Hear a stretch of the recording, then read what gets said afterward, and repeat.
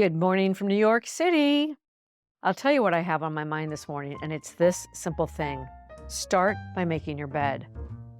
Let me tell you why. I did not leave the house for 48 hours. One of the days it was raining hard and I just let myself stay in. But then Sunday, I actually never got dressed. And that was fine and fun until it wasn't. And so before I went to bed, I said to myself, you have to go outside before you have coffee in the morning. And in fact, on Monday, I had a wonderfully productive day and it felt great. But by the end of the day, I was a little bit overwhelmed by all the things that had fallen between the cracks and all the things I had to do.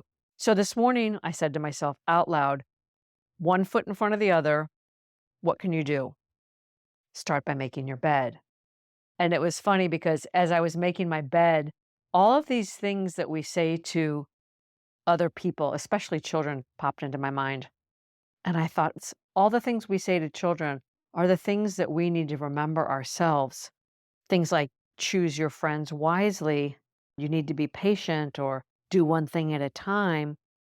These are all things that apply to everyone, not only to children. You've probably heard, when you're telling people or advising people what to do, oftentimes we need to point that finger back at ourselves. I remember my friend Eric. We were back in Italy many, many, many years ago. It was a time when I was trying to figure things out, and he kept telling me, you should go get an MBA.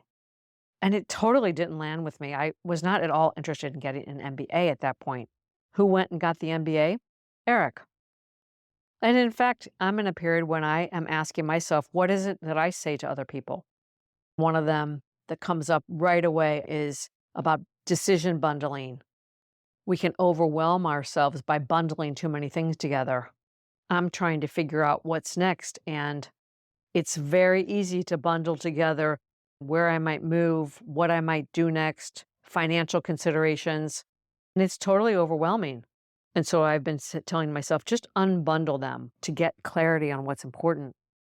Another one I say a lot, as you've heard me say many times if you follow, what are your filters? Getting clear on what's important brings back your sense of agency. It feels like you have more control, or it gives you calm and clarity. So I've been telling you about how I'm turning my own advice back on myself. It relates to bundling or unbundling my thinking and my decisions, and carefully thinking about the filters through which I'm going to evaluate what's important to me, how I'm going to create what's next, and putting one step in front of the other. What thoughts or words are you directing at other people? Or better said, what is that wisdom and advice and counsel that you offer others that perhaps you need to turn back on yourself right now? I often speak to my friends as my wisdom well, but of course, our deepest and most profound and important wisdom well is the one that lies within. And our job is to find ways to get quiet so we can hear our own thinking and our own intuition and our own knowingness and listen deeply. I'll leave you with that. Until next time, from my heart to yours.